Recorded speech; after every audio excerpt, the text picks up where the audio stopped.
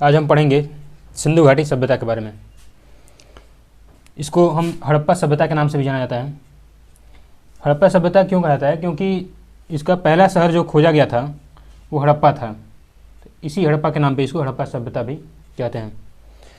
इसकी अवधि रही 2500 BC से 1750 BC, 2500 ईसा पूर्व से लेके 1750 ईसा पूर्व तक की इसकी अवधि रही।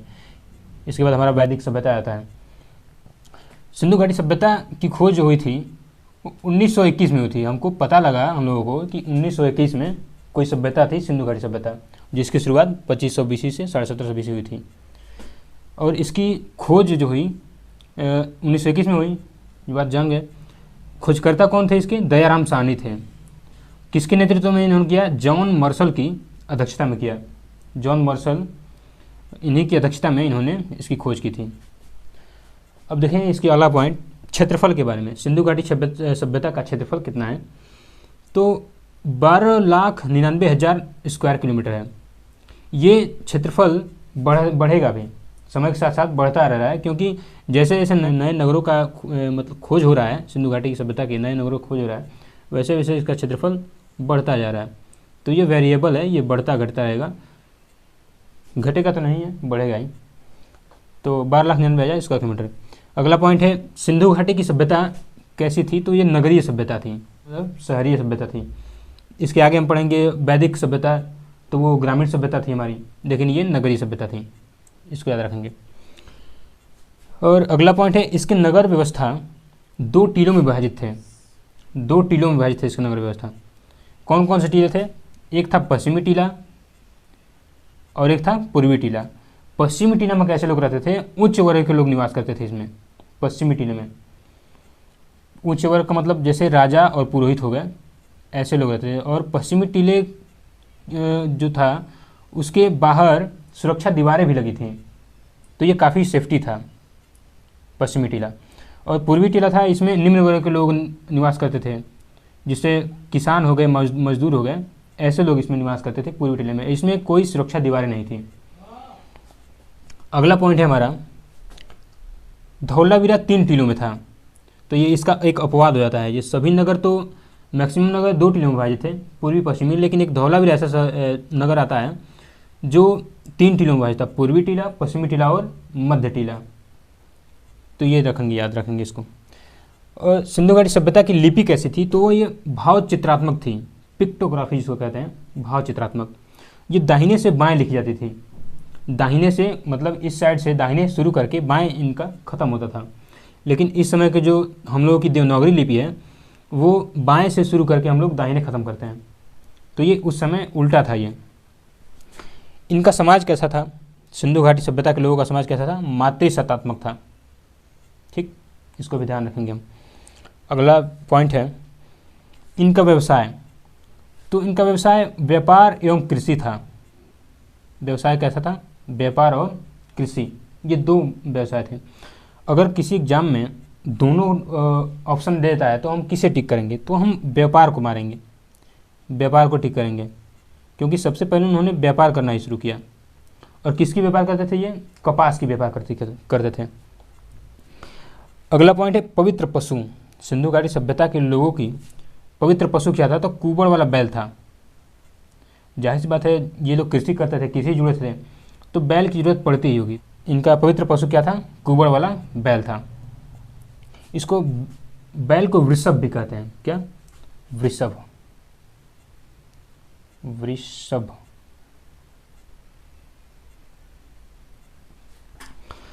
आगे देखेंगे, घर में ईंट का प्रयोग 4:2:1, इस रेशियो में ये घर में ईंट का प्रयोग किया करते थे। ईंट सजाने की, जो ईंट रखने की स्टाइल होती थी वो इंग्लिश बॉन्ड स्टाइल थी। इंग्लिश बॉन्ड स्टाइल मतलब हेडर होता है ना, ईंट का जो सामने वाला भाग होता है वो हेडर कहलाता है। और सामने का मतलब जैसे ये मान लीजिए ईंट है, तो ये जो हिस्सा है ईंट का, इसको हम हेडर कहते थे। और ये वाला हिस्सा ये स्ट्रेचर कहलाता था, जो लंबा वाला भाग था, स्ट्रेचर था और ये हेडर था। तो इनकी इंग्लिश बॉन्ड स्टाइल क्या होता है? ये एक बार एक लाइन में हेडर, हेडर मतलब ऐसे एक ईंट रखेंगे हेडर के रूप में, फिर अगला ईंट हेडर के रूप में, हेडर हेडर मतलब पूरी लाइन ये हेडर होती थी। फिर अगर उसके ऊपर जो ईंट रखेंगे दूसरी लाइन में, वो स्ट्रेचर रखेंगे, ऐसे रखेंगे, स्ट्रेचर सामने दिखेगा, स्ट्रेचर फिर स्ट्रेचर फिर स्ट्रेचर, ऐसे ये इंग्लिश बॉन्ड स्टाइल होता है। तो घर में ईंट का प्रयोग ये इंग्लिश बॉन्ड स्टाइल में किया करते थे। इनके समाज में जो वर्ग होते थे, ये 4 वर्ग होते थे। पहला वर्ग था विद्वानों का, दूसरा योद्धाओं का, तीसरा होता था व्यापारी होते थे, और श्रमिक हुआ करते थे। मतलब 4 वर्ग थे उस समय, ठीक, विद्वान, योद्धा, व्यापारी और श्रमिक। अब हम बात करते हैं सिंधु घाटी सभ्यता के स्थल के बारे में। इसके जितने भी स्थल हैं उनके बारे में कुछ जानकारी लेंगे हम। पहला आता है हड़प्पा। सबसे ये पहला शहर था जो सिंधु घाटी सभ्यता का पहला शहर था जिसकी खोज हुई थी। कब हुई थी? 1921 में। और इसकी वर्तमान स्थिति क्या है? तो ये पाकिस्तान में स्थित है अभी, ठीक। 1921 में खोज हुई इसकी। रावी नदी के किनारे स्थित है ये। कहाँ है? रावी नदी के किनारे। और इसकी खोज किसने की थी? खोजकर्ता कौन था इसका? दयाराम साहनी। तो ये इंपॉर्टेंट पॉइंट्स है सब। हड़प्पा कहाँ स्थित है? पाकिस्तान में। कब खोजा गया? 1921 ईस्वी में। रावी नदी के तट पर स्थित है ये, और इसके खोजकर्ता हैं दयाराम साहनी। यह है मोहनजोदड़ो दूसरा। मोहनजोदड़ो ये कहाँ स्थित है? तो ये भी पाकिस्तान में स्थित है। कहाँ स्थित है? पाकिस्तान में। इसकी खोज कब हुई? 1922 में। 21 में ये हड़प्पा की खोज हुई और 1922 में मोहनजोदड़ो की खोज हुई। ये कहाँ है? ये नदी कौन सी है यहाँ? सिंधु नदी है। सिंधु नदी के तट पर स्थित है। और इसके खोजकर्ता कौन है? राखलदास बनर्जी। राखलदास बनर्जी। तीसरा स्थल आता है हमारा चनहूदड़ो। ये कहाँ स्थित है? इसकी भी वर्तमान स्थिति पाकिस्तान में ही है। इसकी खोज 1931 में हुई और ये भी सिंधु नदी के तट पर स्थित है। कहाँ स्थित है ये? सिंधु नदी के तट पर। मोहनजोदड़ो भी सिंधु नदी के तट पर ही है और ये चनहूदड़ो भी सिंधु नदी के तट पर है। इसकी खोज गोपाल मजमूदार, क्या है? गोपाल मजमूदार इसकी खोज किए थे। और इसका उत्खनन किसने किया था? तो ये जनरल मैके था। मैके ने इसका उत्खनन किया और इसके अगर खोजकर्ता की बात की जाएगी तो वो गोपाल मजमूदार है। चौथा स्थल आता है कालीबंगन। कालीबंगन ये कहाँ स्थित है? तो इसकी वर्तमान स्थिति है राजस्थान में, ठीक। इसकी खोज कब हुई कालीबंगन की? 1951 में खोज हुई इसकी। यहाँ कौन सी नदी है? तो घग्गर नदी है। घग्गर नदी के किनारे स्थित है कालीबंगन। इसके खोजकर्ता कौन है? तो ये है बालकृष्ण और प्लस घोष। मतलब 2 लोग हैं, बालकृष्ण हैं और घोष हैं, दोनों लोग कालीबंगन की खोज करता है। 5वां हमारा स्थल आता है सिंधु घाटी का 5वां स्थल है रोपड़। क्या है? रोपड़, जो कि कहाँ स्थित है? वर्तमान इसकी स्थिति पंजाब में है। इसकी खोज कब हुई? 1953 में। 1953 में। रोपड़ किस नदी के किनारे स्थित है? तो ये सतलज नदी के किनारे स्थित है। कौन सी नदी है? सतलज नदी। और इसके खोजकर्ता की बात करेंगे तो ये यज्ञदत्त शर्मा और वत्स थे। यज्ञदत्त शर्मा और वत्स 2 लोग थे। सिंधु घाटी सभ्यता का हमारा 6वां स्थल है आलमगीरपुर। ये कहाँ है? आलमगीरपुर ये भी उत्तर प्रदेश में स्थित है।